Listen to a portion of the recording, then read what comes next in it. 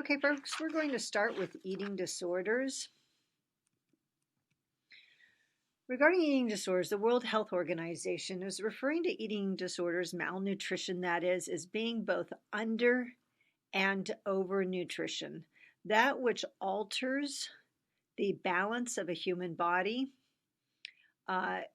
which involves either a nutritional aspect or energy, meaning carbohydrate and fat. According to the American Psychiatric Association, an eating disorder is going to be a person who has a change in behavior related to their nutrition, which alters their thoughts and their emotions. We're going to specifically be addressing anorexia nervosa, bulimia nervosa, and binge eating disorder. Unfortunately, it's briefly, because this could be a whole semester, but we'll just start with touching each of these topics. I do want to make a reference to orthorexia, though we don't have slides for it. Orthorexia, folks, is a type of being straight or very specific about dietary intake. This could be a person who is committed to taking supplements and feels their only access to nutrition would be supplements because they don't trust food, or a person who practices deprivation to deprive themselves of different foods. For example, if they will only consume organic, and let's say they are traveling and there's only non-organic foods, they would not eat because they're not organic. That deprivation impacts their physical and hence mental health and emotional health. The video at the very end that you guys have to review will actually touch on orthorexia, so they'll cover it too. All right, who is most likely to experience an eating disorder? Well, first and foremost, it's going to be your adolescent females. Honestly, typically because what they're targeting is a form of weight loss, and they embrace things like vegetarianism, thinking, hey, if I feed off of carrots, I'm going to lose weight. In actuality, all their body really is experiencing is undernutrition. For female and male athletes, they're very likely to experience eating disorders because they are practicing something that really focuses on the norm of body, expectations around what the body should look like, what their clothing is, their performance, and this will really kind of embed itself into their psyche of what they think they should look like. The athletes who are most likely to experience eating disorders, if you notice, it really revolves around their clothing, what they're wearing, your gymnasts, dancers, figure skaters, and swimmers. It's not something about shorts and t-shirts. It's about clothing that is very body-centric, very revealing, that honestly, it shows not only the curves, but it shows the bones, it shows the fat, it shows the muscle of the body. Wrestlers are also, aside from their clothing, they have to make weight just like rowers. So there's a lot of water loading, binging, and weight loss, deprivation, fasting, and then jockeys. Jockeys are designed to be as, quote, light as a feather on the horse. But you know, things are changing, and which is a very exciting thing because gymnasts, instead of being undernourished and very small, are now starting to become larger, stronger, more powerful. Dancers, they got a ways to go. Figure skaters, we've had a little bit of movement. Swimmers, so some more movement, more emphasis on powerful bodies. Can't speak for wrestlers personally.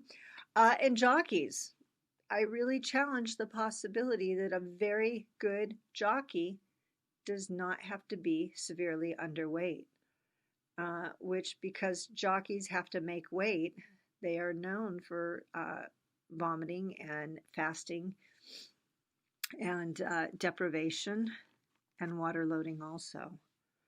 All right, how are the messages being communicated to these people that they have to fulfill a certain look or weight? Well, first of all, target age, when people are very susceptible to pressure by society, very susceptible to comparing themselves to visual images, i.e. magazines. Pressure, this could be pressure around them to perform, expectations of, for example, the weight. How much do you weigh? How is it going to tip the boat? Ideal body weight. Folks, ideal body weight is actually a very individual. They should call it individual body weight rather than ideal, because it's really dependent on the structure of the body. Do you have a larger bone structure, medium bone structure, or smaller bone structure? Because people who have a larger bone structure, they carry weight really well, and they're not designed to be super thin. They'll never look super thin because their bone structure is so much more larger. Think about it in terms of putting your fingers around someone's wrist, whereas a person with a smaller bone structure is not designed to carry a lot of weight. Idealism, having these fantasies that dancers are supposed to look a certain way, or that figure skaters are supposed to have certain curves to their body. Early age training with small children, think of it in terms of dancers in gymnastics. They are told from a very young age to restrict their calories, but the conundrum is that when they do, especially for gymnasts who are under the guidance of coaches, this impairs their growth, their development, their ability to fully reach the height that their DNA is designed to reach, because they are, honestly, they're malnourished, they're undernourished.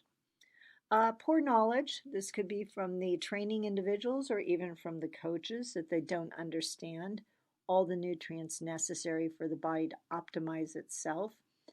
And cultural groups. Different cultural groups value different body sizes. Whether your heritage is Middle Eastern or Mexican or Asian, this could alter if the expectation is for you to be heavier in size, especially as children, or thinner, lighter in size. We actually have a slightly different BMI scale for people of Asian ethnicity because the expectations are so powerful about what body size is supposed to look like. All right, anorexia nervosa. Yeah, there's a lot on this page. So here's the thing. The top part, the consequences and correlations, is really for critical thinking, and we'll talk about it.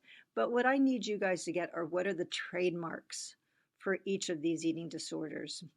The trademark for anorexia nervosa is a person who is going to restrict their caloric intake. They are going to undereat, not supply enough calories even to sustain their body. So if you recall, that's 1,200 calories for women and 1,400 calories for men. When you get to the, if you recall to the sports nutrition section, that was targeting in particular what the basal metabolic rate is. So when a person goes extremely below that consistently, it forces the body into catabolism, or its own personal cannibalism of breaking its own mass down for survival. Anorexia is also a person who has extreme fear of gaining weight or gaining body fat while they are already underweight. They'll be fixated on body parts. This is the thigh gap is a very popular zone, in particular for women to fixate on, where they have these unrealistic expectations that it's supposed to be a certain size, even though a very minute percentage of the population, global population, can achieve such. And that's genetic, folks.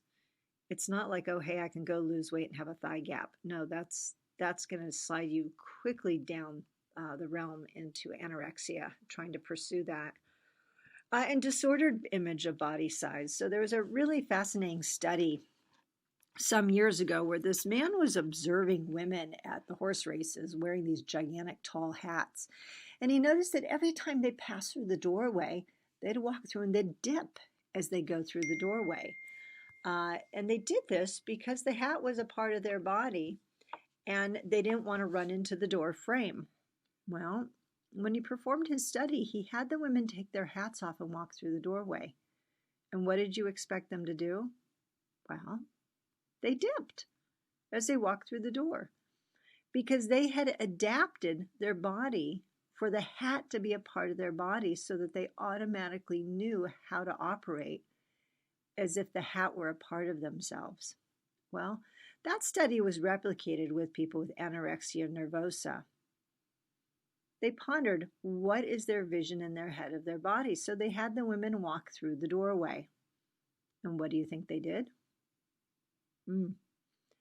They turned sideways as they walked through the doorway because in their mind's eye, their body was so wide they could not comfortably pass through a doorway. Yet these are women who were severely emaciated.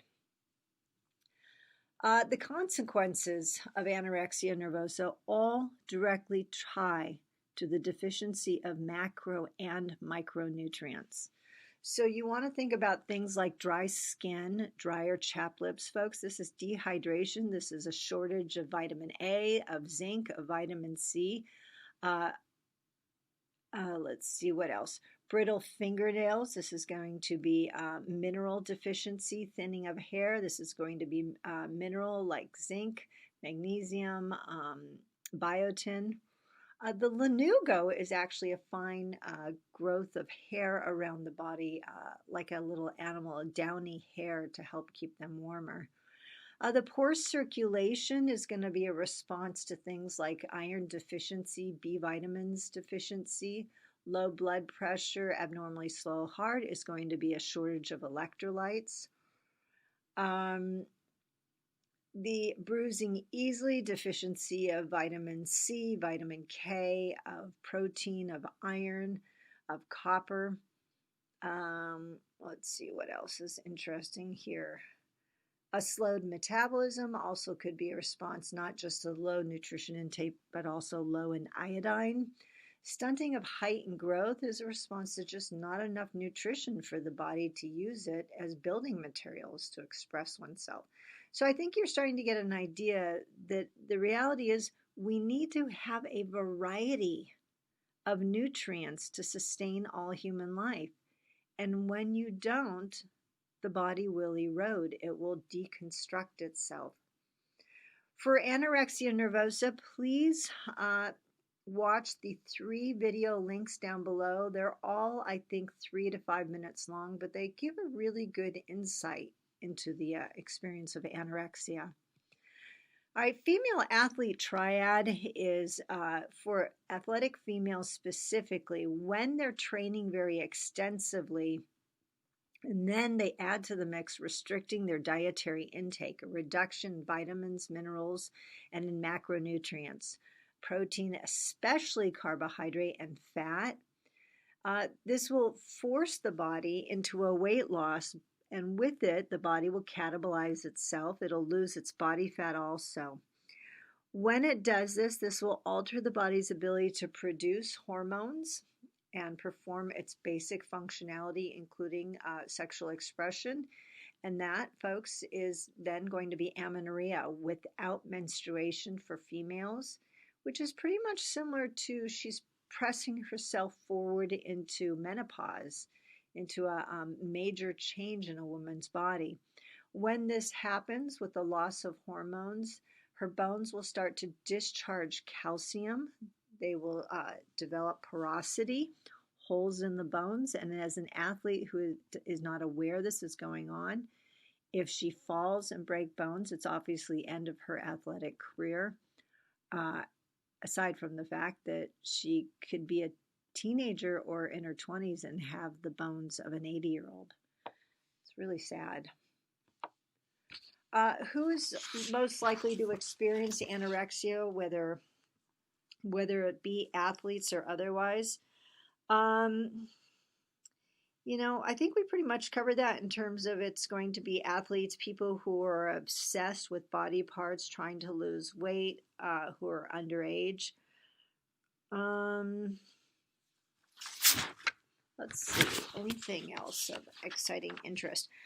For us to be able to categorize for insurance reasons anorexia, folks, it's pretty much comprehensive that when a person goes below that 18.5 BMI, then it will be covered by insurance for medical attention. Behavioral characteristics of people with anorexia is that they will practice oftentimes food rituals. They'll be preoccupied with their food, counting their food, counting calories to extreme, frequently weighing themselves, compulsively exercising. I had this woman who used to go to the health club and exercise, and every time I'd see her, real nice lady, she'd be there exercising for hours on end. She'd be there when I arrived, she'd be there while I was in my class, and she'd be there afterwards.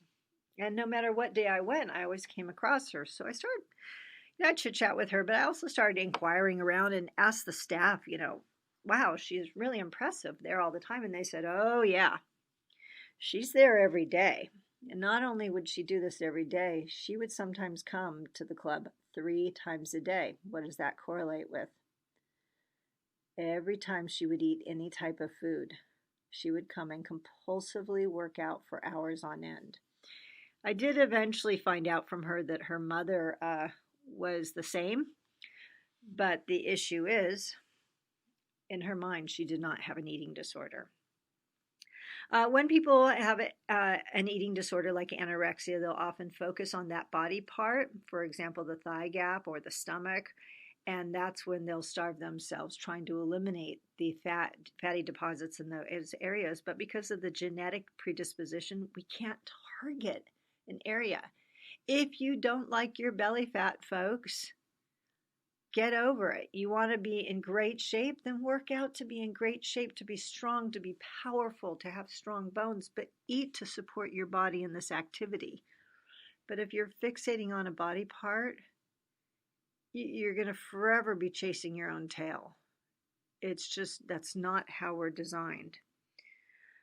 Emotional and mental characteristics, folks, they do have extreme fear of that gaining weight or gaining body fat. Oftentimes they will need to be controlled.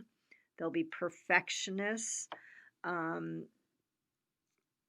be inflexible in their thinking, an all or nothing attitude. They will obviously not have an interest in personal relations with other people or even a fear of sex. They may have conflicts about who they are, what they're about, a low sense of self-worth. They may have difficulty expressing their feelings, which I have a video on the very last slide, which is kind of neat because it addresses some of this. And denial, that there's anything wrong with their behavior or their dietary choices or body weight, and they'll deny this and feel like they're being persecuted, but that other people are wrong.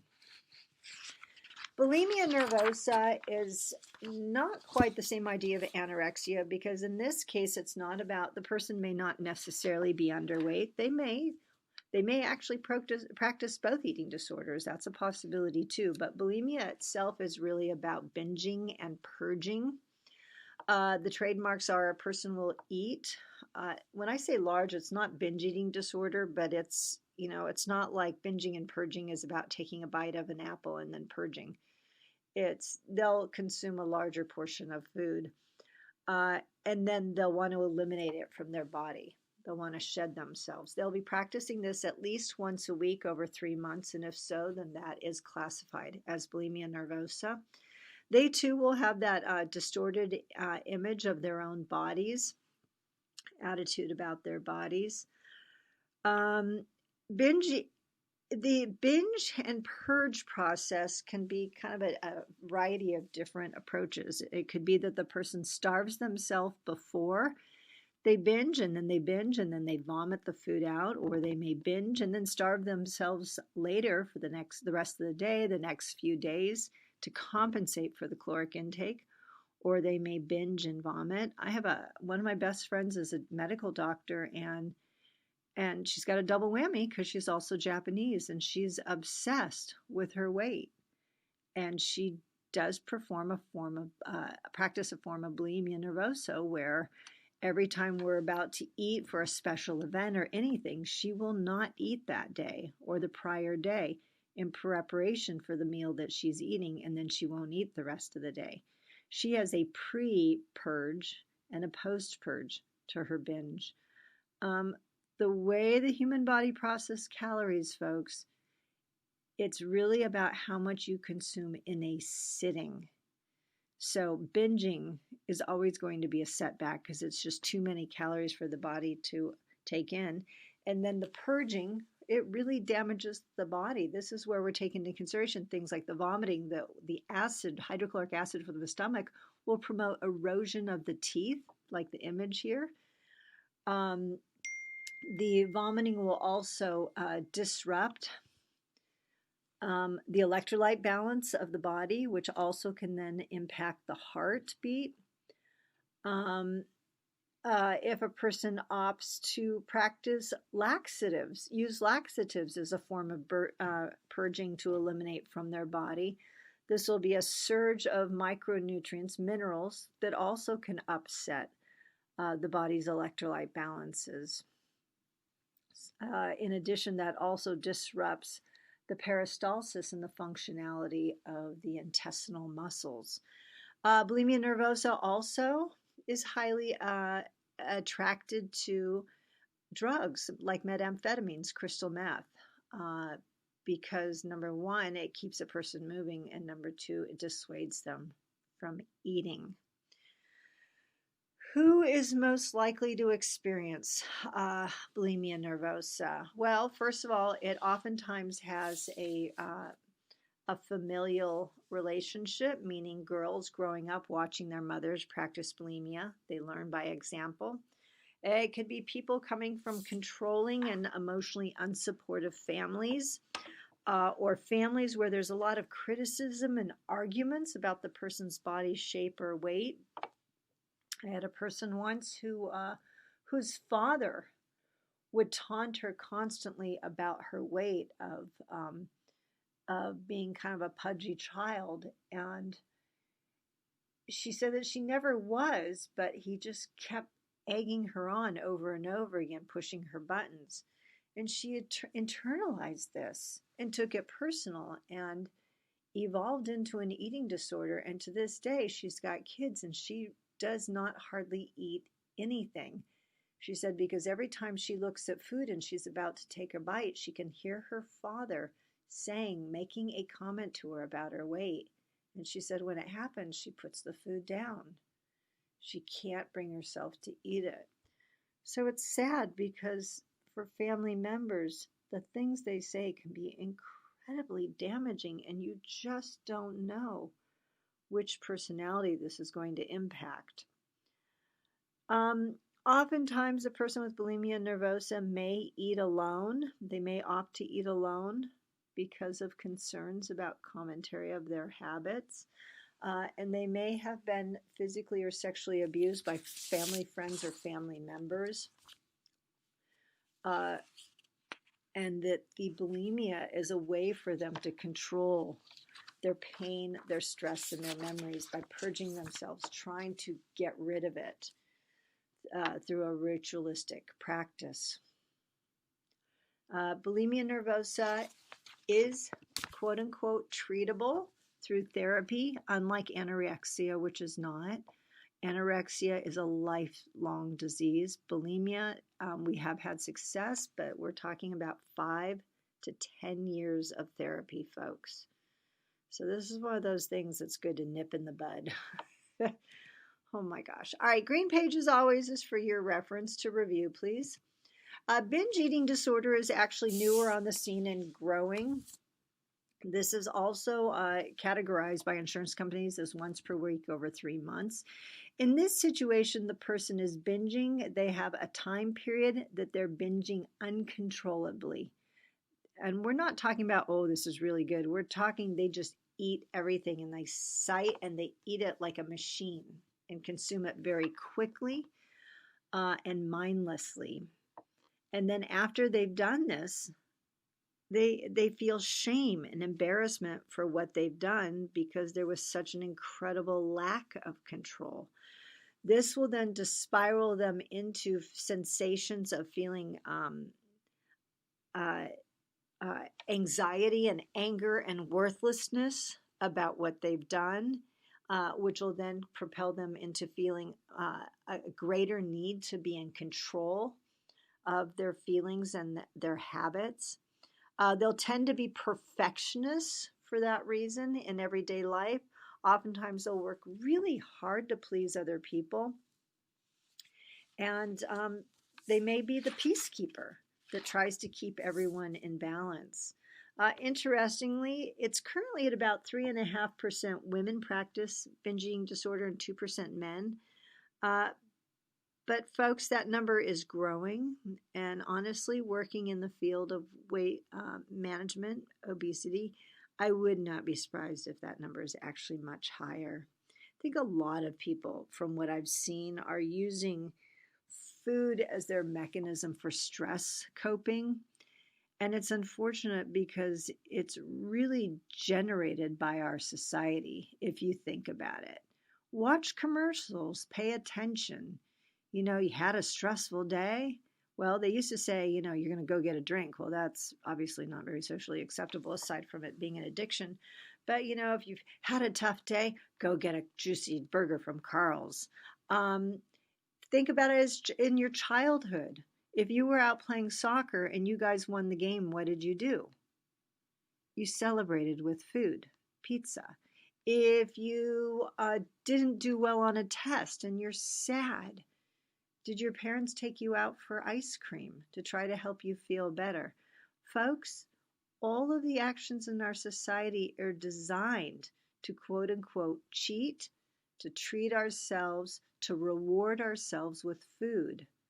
And food is not a tool. Food is a form of self-expression, but food is there to nourish the human body. And we've twisted it into a tool, and by doing so, we've also developed the addictions that go in hand with it. So it's a sad thing to see.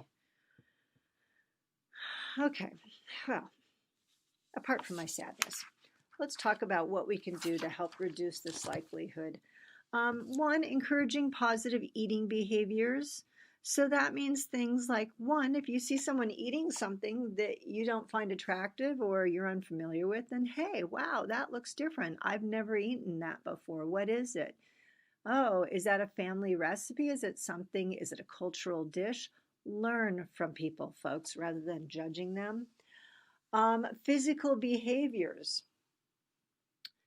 Instead of focusing on people's weight and saying, hey, you look really skinny in that dress, instead saying, wow, that dress is very becoming on you. Shift the focus from the person's body to how the dress or whatever it is either complements them or is not the best choice for them. It's okay. Not everything is designed for everyone. But we want to stop normalizing a specific body type and start celebrating our differences. But unlike some of these celebrations of different sizes, we need to focus on health and not embracing the idea that all sizes fit. It's a thin line that we walk, and we need to be careful of that. Eating together as a group, promoting positive relationship with food and people, breaking bread together is one of the most powerful experiences possible. Aside from, of course, obviously religious and historical context all around the globe, it is a time when we're most vulnerable, when we have the opportunity to listen and to communicate with others. And to do this around food could be positive. It's a great way to interact with people, to get to know people. So, hey, if you see someone sitting alone, ask to join them. Have a nice time communicating. But be present to your food, to what we're doing. And we'll talk more about that in the weight management section. And then lastly, that when people experience mistreatment of their body weight or size, someone making crude remarks, it is important for us to communicate this, to open the conversation about this so that we express our feelings. Because when human beings tend to submerge their feelings deep inside their bodies, it eats away, it festers. And folks, I will tell you, this is therefore the foundation of many addictions, is the desire to constantly cover up and hide the pain that people experience. All right, green page again is for you guys to review. I did provide the link for the National Eating Disorders Association so that you, if you feel that you need support for yourself or for someone that you know, you have access to it. The video at the bottom of the page, Eating Disorders, What Are They? That's a really great review of everything we talked about, and it will add a little more information. And then lastly, just a couple documentaries that are excellent. Living with Attitude. This is about a filmmaker who made a documentary about her sister who has anorexia nervosa, and she opened up and she got some insight. Desperately Hungry Housewives. This is from the UK. Excellent documentary about, I think, 3 or 4 different women and their eating disorders, what they're experiencing. I mean, and you get some of the dynamics. One of the ladies has kids who are in school, and they opted to go away to boarding school because they could not deal with their mother's eating disorder. But the reality is, as much as they didn't like her, as I think she had said, despised her for it, inevitably at least one of those kids will end up developing an eating disorder because they've been trained since an early childhood age that that's how they deal with dissatisfaction or stress. It's a habit, and it will be triggered at some point. The article is just a short little article about a female model who had anorexia and died from it, and then her sister also developed it and died from it. So it's unfortunately one of those things that we learn from watching others and we perpetuate. Okay, that's the end of your eating disorders section. So you have a few videos to watch, folks, in relationship to this particular section.